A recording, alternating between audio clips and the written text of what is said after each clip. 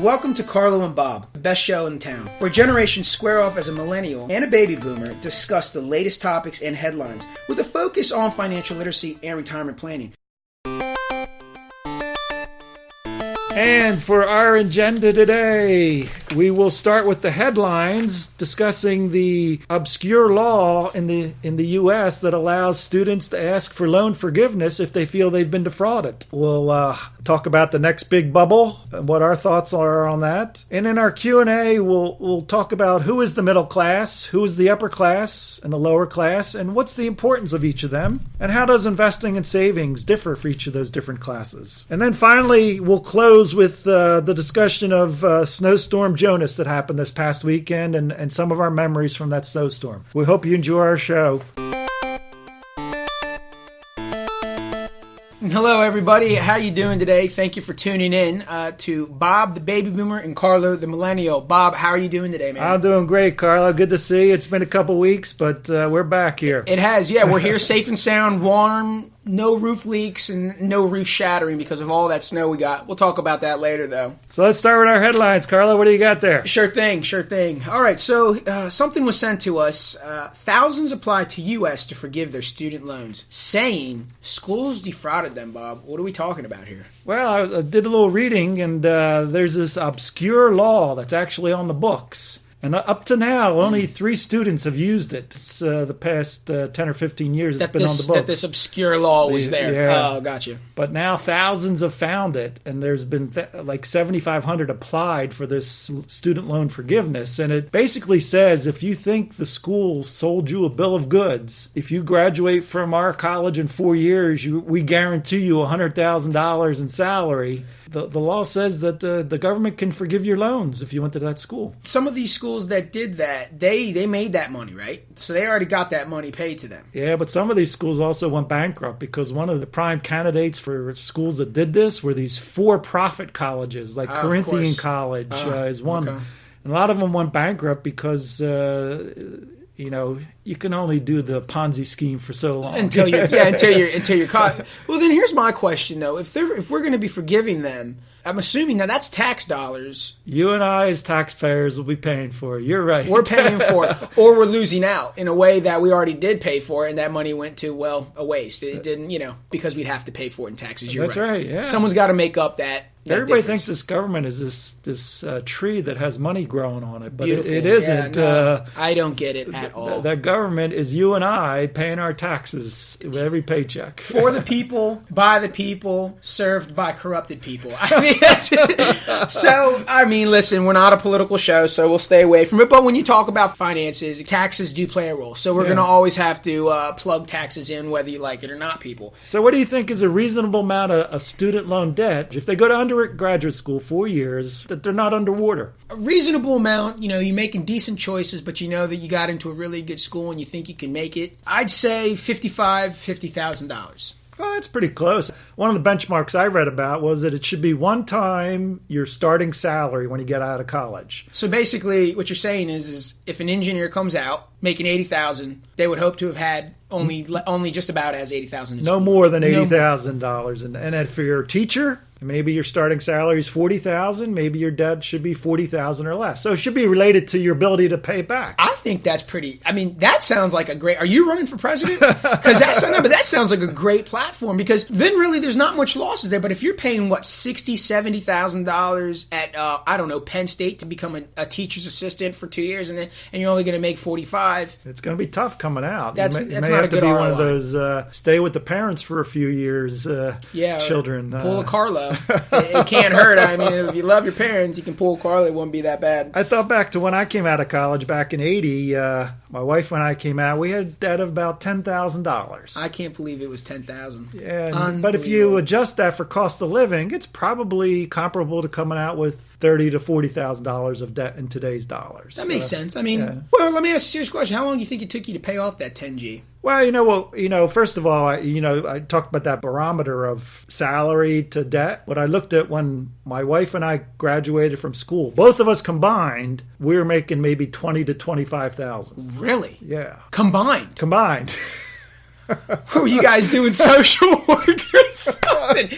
Come on. This is 1980 again, Carlo. Come on. Bob, you're a genius. There's no such But thing as 1980. our debt was only $10,000. Okay. So we were making twice as much. So within that one time. So then that theory that you've mentioned before, you should be making, or you should be paying our debt off was debt. very manageable. And what we did was we lived off one pay and we saved or used the other pay to pay down the debt. And we paid it down pretty quickly using that. So we lived very comfortably. But that's a good story right there. Regardless, you manage your money. That's what this show's all about. It's all about, hey, how to make some money, how to manage your money, and not make stupid decisions with your money. And we were able to pay down that debt. And then we started saving for a down payment for a house. So it really worked out well doing it that way. Wow.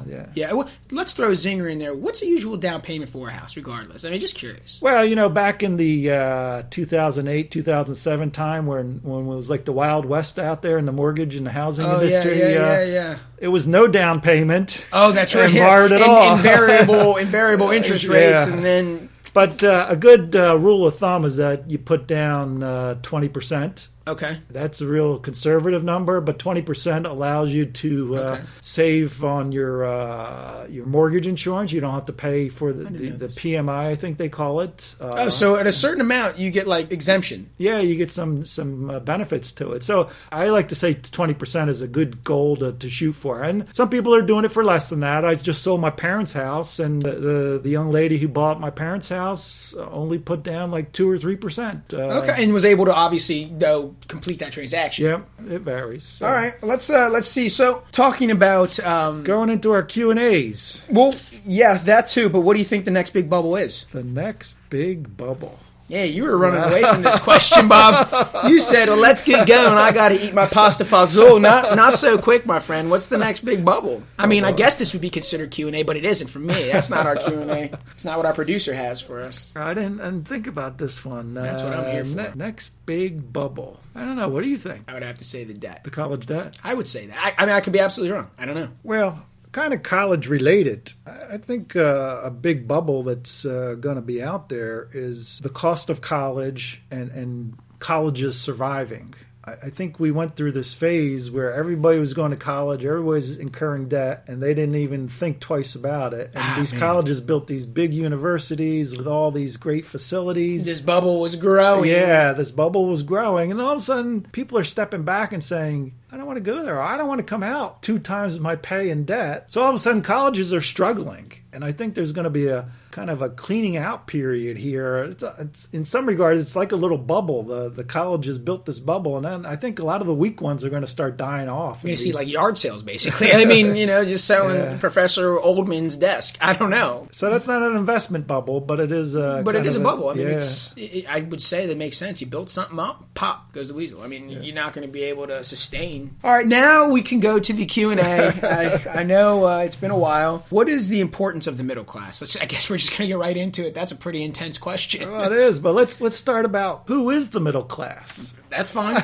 Let's do it. Who's the middle class? What is the middle class? Who are we? Well, Who is it? I went to CNN.com, and they measured it in a lot of different ways. Okay. First, they said income-wise. If you look at all of the Americans, there's 100% of us. Sure. And they said the top 20%, we'll call them upper class. Bottom 20%, we'll call the lower class. Okay. And the middle 60%, we'll call middle class. Makes sense. All right. Yeah. So that's their definition of middle class. And if you look at income, their income levels for that middle 60%, the low end was about $47,000. That's considered lower class, correct? That's the fringe of middle class. Oh, that's the fringe of middle class. The bottom of that's the lower part of middle, and the top part of middle was about $141,000. So if you were earning between $47,000 and $141,000, your household. That's a pretty wide range. That is a wide range, but that's the 60%. That's what they believe. Yeah. Well, but that makes sense though, because if 60% is obviously outweighing the 20 top and the 20 lower, so you're going to have a wide range. That's right. Okay, yeah. That's fair. Then they also looked at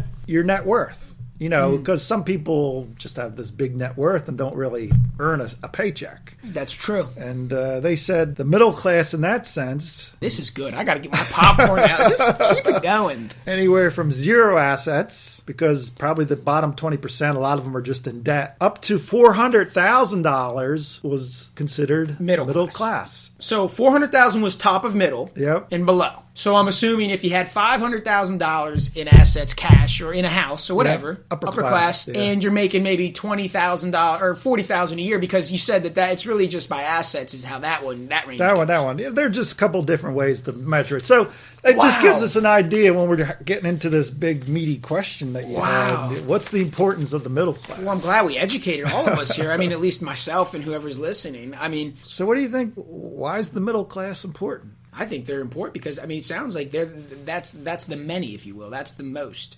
That's the 60% right there. I mean, you got 20% that's top. I mean, they're important in many ways, but, not for the sustainability, I think, of the economy, because when you think of the economy, it's everybody. So when I think of the economy, it has to run because everyone has to, make it run. I would think that the majority is the reason why that economy is doing what it's doing. So, Yeah, I agree with you. They're kind of like the backbone, the foundation yeah, of there society. you go. That statement, the backbone. I agree. There are some politicians years ago called them the silent majority.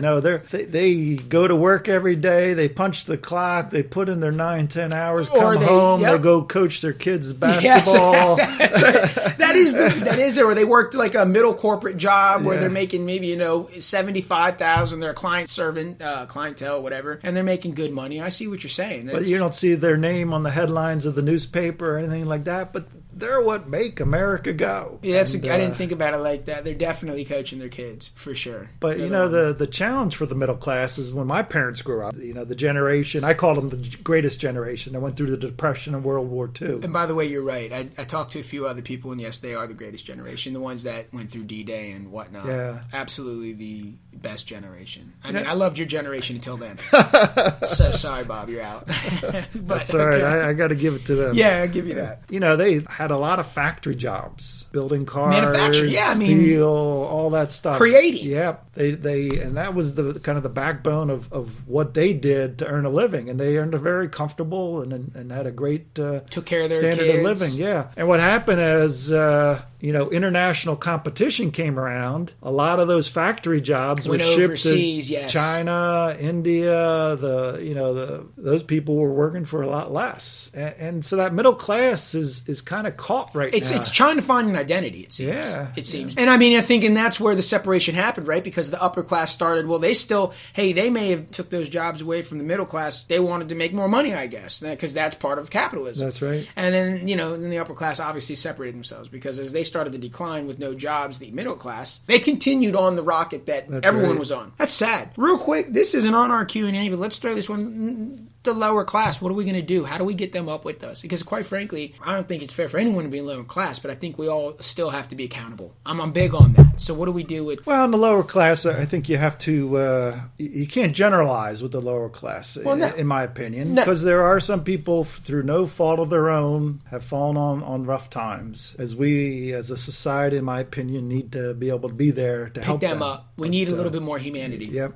I agree. And again, this is my personal opinion, and some may disagree with me on this. I think one of the keys to the lower class is family life. I think one of the cores of our society is a strong family life. And oftentimes when you see the life situations in the lower class, it's often very difficult family times that children coming through. And if we as a society could do something more to shore up family life so that these children are coming through a more stable family situation, it'll help our education system. Yeah. It'll help it helps everybody. Just by us, that's what it's called. It's a community. Yep. Us helping other people is a reflection of helping ourselves too, in a way. And it's not self-serving, but it's just how it works. That's just the dynamics of community. That's true. I mean, it's true. You're having issues in the family. You're not gonna. It's gonna be tough to make it up, because when you got the ones that you have to depend on, they're not there for you. Your mindset starts to get changed, and you start to say, "Well, I don't know who I can depend on." All right, so then we jump the complete opposite. What's the importance of the upper class? Well, some people say, why does somebody need $1 billion? Because they'll never spend it all in their life. Sure. And that's, I think, a true fact. It absolutely is. And you'll see a lot of our very wealthy these days giving away a lot of money to charities, and that's very noble. And in a society where you have to invest in, let's say, a manufacturing process to build computers, somebody has to put up the money to build that manufacturing plant. And so the role of the upper class in many ways is to have that excess money available as capital to invest in some of these major future investments that will help consumers. That's right. It's always a touchy situation because, why do so many have so much when so many have so little? Isn't that part of decision making, though? And I guess I have to continue to harp on this. It's like, I know I'm never going to make $1 billion unless I hit the lottery. That's just the truth, because I'm not a real estate mogul. I'm done with stocks for a while until you start giving us some hints. And by the time, if I did do something decent in corporate or something like that, it'd be long gone before I could get that first $1 billion. Yep. But we do need to help the poor. I get that, but don't take away from the $1 billion. Yeah, and I think in the ideal world, we'd have these billionaires who put the money towards capital, and when their investment paid off, they would then find ways to give back to society in a volunteer way as opposed to being taxed. Yeah, and then letting the government decide what how they need to do, which isn't their role. And government has a role too. I'm not saying government doesn't have a role, but not as big as they think they should have. Yeah. I will say that, at least. That's just me. All right, let's move on to the last, but definitely not least. How does investing and saving for retirement differ between the two? Well, when you think about your middle class... Concrete advice here, Bob. Producer wants you to give some concrete advice, so you better give us some good stuff here. Well, the reality is for middle class, their retirement really depends on their discipline and their ability to set money aside. Yeah. They're going to have Social Security, and I still think Social Security will always be around. It may be cut back a little bit, but it'll always be there. But and maybe that'll provide 20 to 30% of what you might need, but you're still going to need something on top of Social Security and savings. And that's where your savings in a 401k is going to be so important. And the middle class really has to learn to start saving at least 10% of paycheck and start doing it as soon as possible. So, okay, you said at least. So 10, give me, we probably said this in other shows, but we're just going to keep clarifying and letting people out there know. What's the middle saving for a check, and then what's the most, would you say? I think it should be 10 to 15% for most folks. If you can do 20, is that good? Oh, yeah. Yeah, especially if you skipped your 20s and 30s. Like you said, I'm not saving it. Are you subliminally coming at me, Bob? Because I'm almost 30 and I'm not saving that well. So, yes, when I get my job 30, I'll start. Yeah, so I'll start to do more. So if you didn't save it all in the 20s and 30s, you might have to do some catching up. Well, I have to do some catch. So I'll put the 20, 25%, and I'll be bullish that we learned in the other segment. All right, well, listen. And the upper class, for most of the upper class, savings is more, and then sometimes it's really about tax sheltering, because they're most likely going to have enough for retirement, and all they're trying to do is shelter money from taxes and do things that are more tax efficient. So their focus is more on the tax efficiency, where the middle class is more focused on accumulating sufficient assets because they don't have it. Because they don't have, they have to continue to build it. So we're thinking, we talked about the numbers, and we'll jump into a fun topic here and wrap up. So what, $600,000 for someone that's 60? Are they in decent shape? 65. Let's say someone's 63 right now and has, listening in here, you never know, and has $601,000. Are they okay? I understand the lifestyle they have to live, but is that good? Well, I'll go back to an earlier discussion. Remember I said student debt should be a percentage of your pay? Oh, okay. Okay, yeah.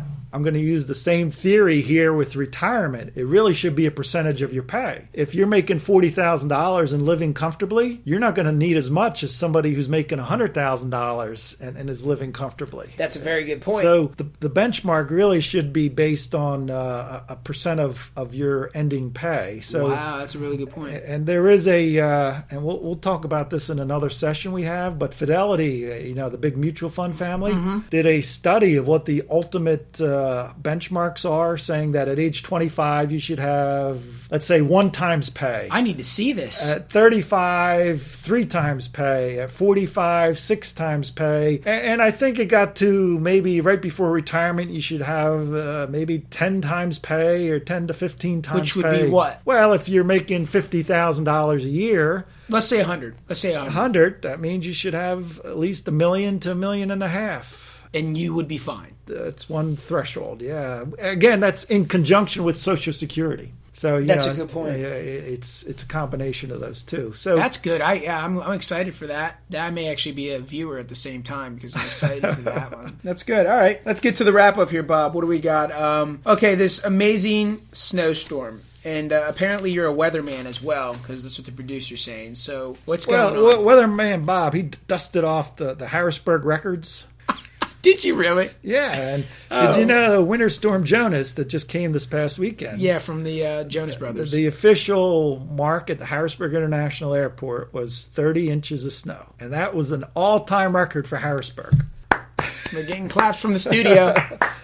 You know what number 2 was? It was the year I moved here, 1983. 1 month after I moved here, February of 1983, we got 25 inches. That's a good, fine welcome to Bob. That's a hello, Bob. Welcome to East Side. And then number 96. 83. That was 83. Okay, 25. okay. 96 was number 3. There, and then I was alive for that one. 24 inches in 1996. And I'll remember that day forever. I was working in my suit, top coat, and everything. Yeah. They closed the office. I left at noon. A trip that normally takes 10 minutes took me 5 hours. Wow. How? 4 miles, 5 hours. Are you serious?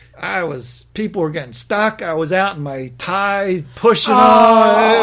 The good deed, Bob. But I will never forget that ride home. 5 hours. I was freezing. 5 hours. Yeah. And then that lasted that whole night into that. But wasn't that more of a lengthy one as far as how the snow came down? Well, it was not only that, but I don't know if you remember, it was about a week later. It turned to like 60 degrees and we got 2 inches of rain and all this snow melted and we had this massive flood in Harrisburg. So it was Weatherman Bob trivia. That was. Oh, that's right. And then that's when the thing broke. That's when the bridge broke in Harrisburg. Yeah. This is great.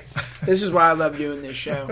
So, what are your memories of this past weekend? Did you survive? I did. Well, I realized that we have a fireplace in our house after building it. I couldn't believe it. I came home and I'm like, "Hey, Mom, how you doing? Hey, Dad, how you doing?" I looked it up and I'm like, "Is that a fire?" For some reason, my mom was always allergic to fires. I don't know. She's a very sensitive woman. God love you, Mom. Love you. But I couldn't believe I saw fire because she doesn't like smoke. I just went right to it like a moth to a flame. I was like, this is so cool. So I really enjoyed the fire. I started to make fires thinking I was all cool, learning how to do it. And it wasn't a guess. This was real deal fire. So that was my real favorite memory, is the fact that we dusted off the old fireplace. Got to stay together as a family and had a fire. I had a great time. It was a wonderful time. Yeah. How about you? Snowstorms are great because they bring family together and they bring communities together. Everybody's out there. They do. Clearing together, and it's a great time out from life. It's true. And it's always said that it has to be disasters when community gets together. You ever notice that? Hey, but at least we get together. So anyway, Bob, listen, always a pleasure. Same here, Carlo. Until our next session.